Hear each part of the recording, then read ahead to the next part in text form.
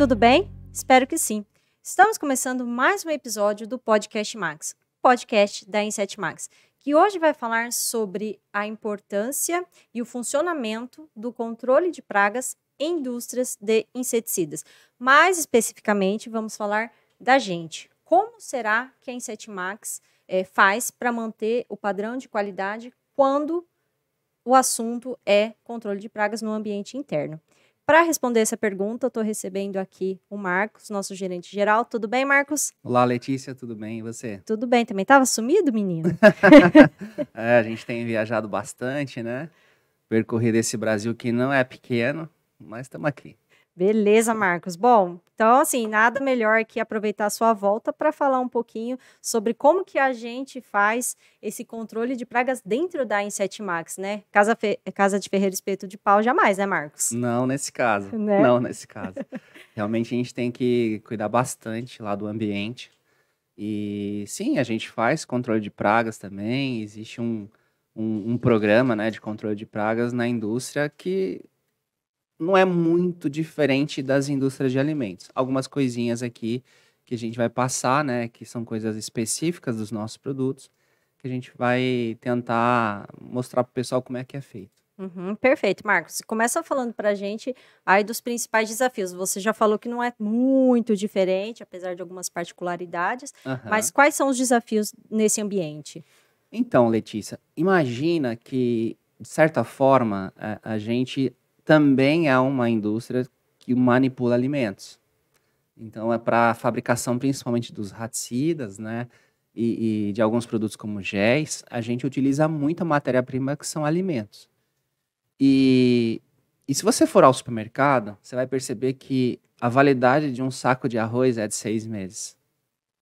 Saco de arroz, simples. Mas nós, como somos indústria de produtos químicos, temos que dar uma validade de 2 anos para um alimento muito similar ao arroz. Se você pegar, por exemplo, o nosso raticida girassol, ele é um grão, né? E se você comprar ele como alimento, ele vai ter aí uma validade de 6 meses, em média. Por que que o nosso tem que ser 2 anos? Tá? Porque ele é considerado um produto químico. E a Anvisa determina que para registro de produtos, as validades começam a partir de 2 anos. Tá? Então você pode ter produtos com 3, 4, 5 anos, porém você tem que ter a validade mínima de 2 anos. Tá? Então, imagina o desafio que é para nós.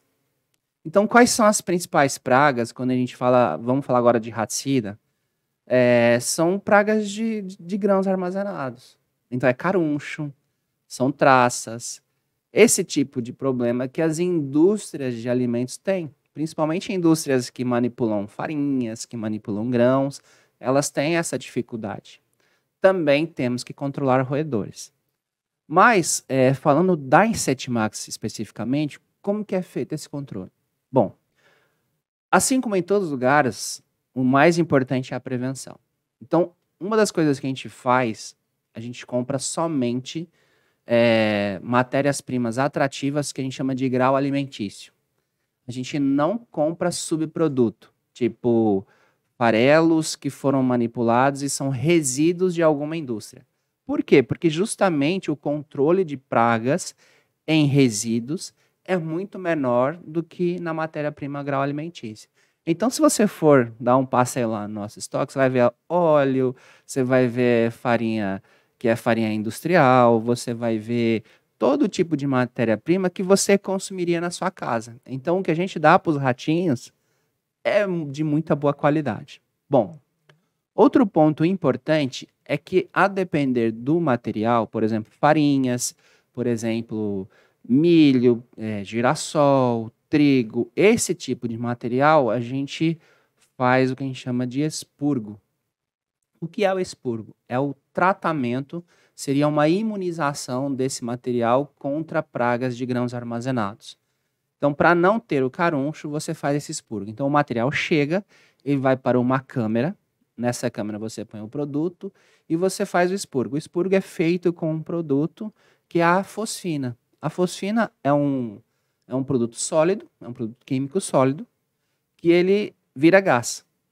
Ao virar gás, né, ele consegue penetrar entre os grãos, entre as farinhas mesmo, e você consegue eliminar desde os insetos adultos até mesmo ovos.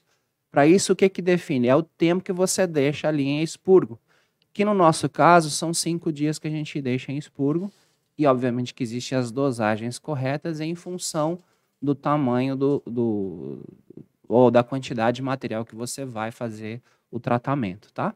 Então isso é muito importante para quê? Para garantir que não vai ocorrer caruncho, principalmente, ou traças no raticida que vai ser armazenado por até 2 anos. Ainda assim, infelizmente, às vezes a gente tem um outro caso e a gente precisa estudar se foi proveniente da indústria ou se foi no local de armazenamento, tá? Bom, e falando em armazenamento, o segundo tratamento que a gente faz é justamente um tratamento dos armazéns. Então a gente faz lá uma termonebulização, né, onde a gente armazena esses materiais para garantir, digamos assim, a morte de indivíduos adultos, principalmente traça. Tá? Então a gente faz o controle de traças através de termonebulização. Então, o expurgo ele é feito em todo o material que chega, todo lote que chega, né, de grau alimentício passa pelo tratamento. Já a termonebulização ela é feita a cada 15 dias, mais ou menos, nos nossos armazéns. Tá? Bom, isso para pragas de grãos armazenados. Mas a gente também faz o controle das outras pragas, como, por exemplo, roedores. E aí não muda muito em relação ao que é feito nas outras indústrias. São instalados os porta-iscas, né? E nesses porta-iscas são colocadas as iscas raticidas para eventualmente fazer monitoramento. Nesse caso, os ratos parecem que andam bem avisados que ali não pode entrar, viu, Letícia? É mesmo? São inteligentes, né? Que coisa. Tem tido muito pouco, assim, evidências, né? O consumo de iscas, ou até mesmo o aparecimento de roedores é muito raro lá na nossa indústria, né? Ainda bem, né? Um problema a menos, né? Para a gente administrar. E fora isso, é feito o controle tradicional de periplaneta americana, aí mais nas caixas de gordura. A gente tem lá alguns pontos, né? Onde a gente chama de PV, né? Que é onde você tem a parte de fiação, que é feito o tratamento ali também, através de pó seco, principalmente. Então, assim, não é muito diferente do que a gente está acostumado a ver em outras indústrias, tá? Eu diria que realmente o diferencial é no caso do tratamento das matérias-primas que são utilizadas para a fabricação dos raticidas. Tá? Perfeito, Marcos. Você falou aí a respeito da termonebulização para controle de pragas adultas, né, principalmente as traças aí. Por que que essa técnica é mais adequada do que uma outra quando a gente fala em pulverização, né? Por que a termo? Então, a termo, ela tem como a gente está falando de traças que são insetos alados, a termonebulização é uma técnica, né, de controle espacial que a gente fala. Então, a gente consegue fazer a aplicação desse produto no ambiente espacial. Então, esse é o primeiro ponto. Tá? Então, você está controlando uma traça, que é um inseto voador, na fase adulta. Na fase jovem, ele é uma lagartinha, né? Uma lagartinha pequenininha. E na fase adulta, ele é uma traça. É uma mariposinha, que o pessoal fala, né? Então, justamente por ser uma técnica espacial. Outro aspecto importante é que, como a gente está falando de manipulação de alimentos, a termonebulização ela é uma técnica que não deixa residual. No nosso caso, não é interessante você ter um residual longo sobre esses materiais. Por isso que a gente faz a termo a cada 15 dias. Para controle, eventualmente, de outras pragas como barata, aí você faz uma pulverização, geralmente em rodapés, em áreas mais úmidas e escuras, então a gente faz o tratamento dessa forma. Perfeito, Marcos. Bom, você aí deu o exemplo da termo a cada 15 dias, mas com relação aí aos outros ambientes, tirando o tratamento dos alimentos para evitar aí os carunchos e tudo mais, mas existe aí um tempo mínimo, né, uma periodicidade para se fazer o controle em outros ambientes, né, que não esses citados? O monitoramento de iscas raticidas é feito mensalmente lá na indústria. Tá? Então, até pelo histórico de pouca infestação, de poucos casos, não há necessidade de você ter um monitoramento muito frequente. Ainda bem. Eventualmente, se começar a surgir, né, infestações ou consumo mais elevado, você pode reduzir esse monitoramento. Agora, tem duas curiosidades que assim, seria interessante a gente abordar aqui. Como a gente tem vários ambientes controlados em termos de ar-condicionado, por exemplo, no local de fabricação do pó molhável, com aqueles sachês hidrossolúveis, a gente tem que ter o controle de umidade e temperatura. Por quê? Porque como o sachê é hidrossolúvel, ele reage à umidade. Se o ambiente estiver muito úmido, ele meio que começa a degradar e dificulta muito o processo mecânico de embalo. Então ele acaba empaçocando na máquina. Então é muito importante ter o controle de umidade e de temperatura. Bom, para isso você tem que condicionar o ar. A gente utiliza ares condicionados. Para utilização de ar-condicionado, é extremamente importante você fazer a manutenção da qualidade do ar e do ar-condicionado. Porque a gente está falando aqui de insetos, de roedores, mas a gente tem outros problemas no ambiente, que é a contaminação por micro-organismos. Né? Então, você precisa fazer a limpeza e higienização dos ares condicionados. É até uma oportunidade para os nossos clientes pensarem, por que não prestar esse serviço também? Obviamente que requer experiência, obviamente que requer espaço dentro da própria empresa, qualificação, tudo isso é necessário. Mas se a gente faz limpeza de caixa d'água, por que não fazer limpeza e higienização de ar-condicionado? Inclusive, é bem controlado, assim como limpeza de caixa d'água, existe legislação específica para fazer esse tipo de trabalho, né, de tratamentos, de limpeza e higienização de ar-condicionado. Então, é realizado esse tipo de serviço, que lá na Inset Max é feito pela mesma empresa que faz o controle de pragas. A gente, por exemplo, poderia fazer nós mesmos, mas a gente prefere fazer a terceirização disso, até porque a gente tem, né, o nosso, digamos assim, nosso core business, nossa principal atividade é produção e venda, e não fazer o controle de pragas dentro da indústria, né? Uhum. E tem uma outra situação que também é muito importante, que é o controle microbiológico nas áreas de produção de produtos que a gente chama de SCs, os produtos à base de água, tá? Ou os pronto-usos à base de água. Por quê? A água é o ambiente mais interessante para a proliferação de micro-organismos. Inclusive, a vida veio da água, né? Quem estuda a evolução da biologia sabe que a vida começou na água. Uhum. Né? Então, a água é um ambiente mais prolífero, assim por dizer. E é muito importante você ter o controle da contaminação ambiental por micro-organismos nas áreas de produção de SCs. Aonde a gente faz esse controle e como é que a gente faz? A gente faz na própria água. Essa água que vem da rua, obviamente, ela já vem com um certificado fornecido pela própria Sabesp ou pelo DAI, depende da companhia, né, que faz o tratamento da água.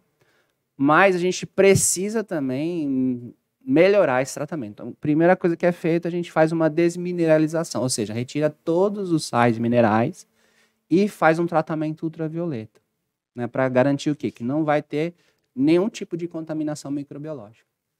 A gente faz a análise dessa água para garantir que ela está sem micro-organismos também. Inclusive, é feita através de um equipamento que a gente pode disponibilizar, né, quem estiver perto de filiais ou de distribuidores específicos, esse equipamento para as pessoas fazerem análise de contaminação ambiental. Bom, depois a gente faz também análise de contaminantes nas linhas de produção, nos tanques de mistura, nas tubulações, nos bicos de envase. Então, são vários pontos que a gente chama de pontos críticos, onde é feita essa análise de contaminação.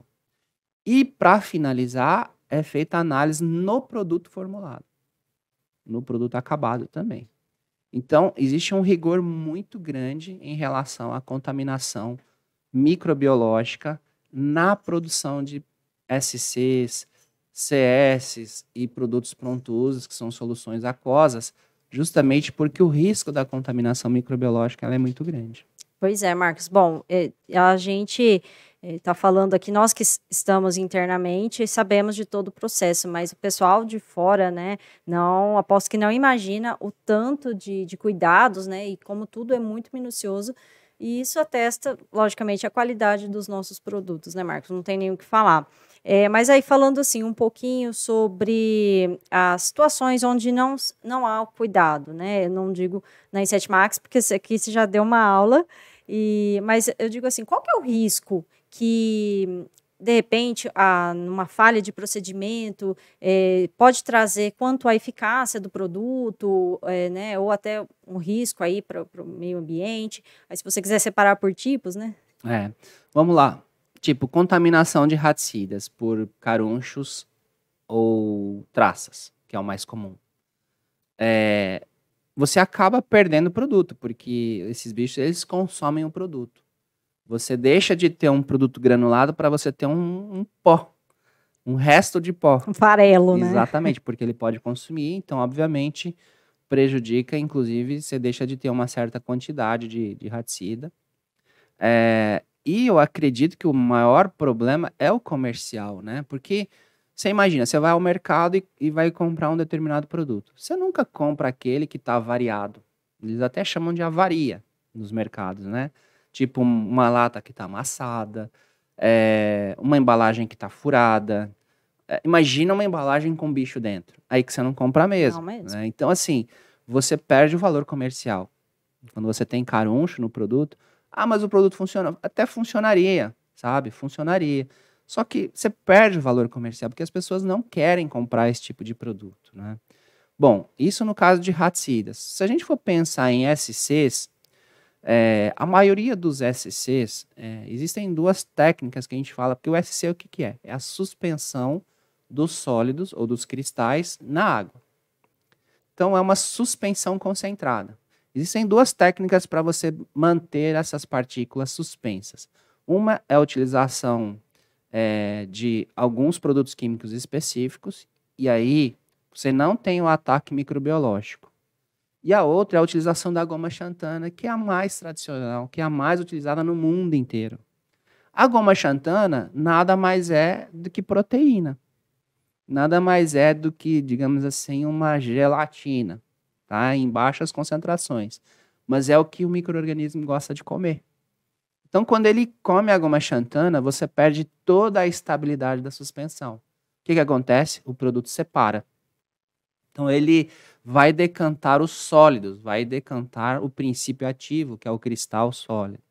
E aí você acaba tendo uma instabilidade no produto que pode te dar dois problemas. Um deles é a falta de eficácia, porque o produto funcionaria? Sim, mas você tem que agitar com muita frequência, tanto na hora de você fazer a preparação da calda, quanto também na calda, porque a calda em si também perde estabilidade. Então, você não vai conseguir fazer uma aplicação uniforme. Em alguns lugares vai faltar produto, em alguns lugares vai pôr muito produto. Aonde falta não tem eficácia, onde põe muito você tem um risco de intoxicação. Então, não é bacana você usar um produto que está com falta de estabilidade. Tá? Diferente, por exemplo, tem até alguns xaropes por aí, alguns produtos farmacêuticos, né, medicamentos, onde você agita e você em seguida você já toma ele, você não faz diluição com ele. Você já toma ali direto. Tudo bem, o risco de não dar certo é menor, desde que você agite ali da forma correta. Mas no nosso caso, na utilização de inseticidas, o risco é muito grande. E assim, nos produtos pronto-uso, isso também pode ser muito ruim, principalmente por quê? Porque nesse caso, você não faz diluição. Nesse caso, ao decantar ou precipitar, você não vai enxergar. E se ficar muito tempo precipitado, ele chega a grudar no fundo do frasco. E aí você não vai ter uma ação do produto, obviamente. Então, sempre que você tiver problemas de estabilidade nas formulações, causada por micro-organismos, que é fruto da falta de procedimento, de higiene, de limpeza, né? Que está muito associado ao controle de pragas. Né? E aí, nesse caso, a gente poderia ter a fonte de uma contaminação microbiológica, as próprias baratas, né?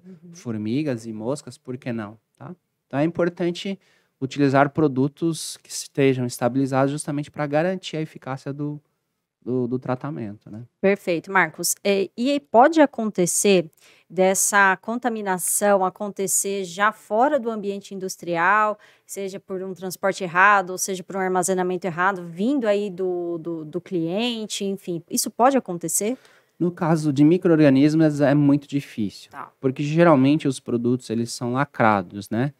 E aí é difícil. Pode ter uma contaminação de embalagem, de frasco.